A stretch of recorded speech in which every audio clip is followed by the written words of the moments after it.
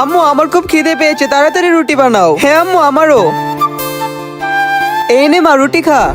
আম্মু আমাকেও রুটি দাও। তোকেও রুটি দেবো? তুই তো সৎ ছেলে, যা কাজে যা আর আমার জন্য টাকা নিয়ে আয়। আম্মু আমি তো কাজে যাব, কিন্তু আমাকে একটু রুটি দাও। তুই খাবার পাবি না, যা আগে কাজে যা। আম্মু আর একটু সাবধানে কাজ করো। ঠিক আছে আম্মু, আমি কাজে যাচ্ছি।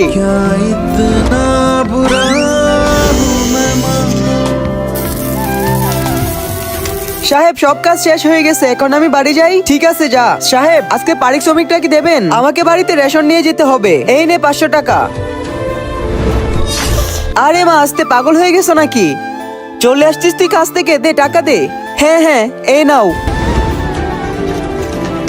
400 টাকা। তুই তো 500 টাকা ইনকাম করিস, 400 টাকা কেন? আম্মু ওই তোমার হাত আমার হাত দিয়ে তোর কি কাজ? 100 টাকা দিয়ে তুই আবার জুয়া খেলিস নি তো?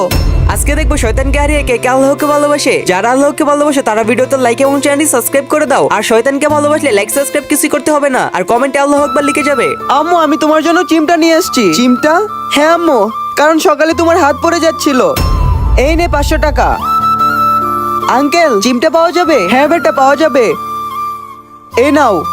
কত দাম আঙ্কেল? 100 টাকা। আচ্ছা আঙ্কেল, এই নিন। আম্মু এখন থেকে আর তোমার হাত পড়বে না। হ্যাঁ বেটা।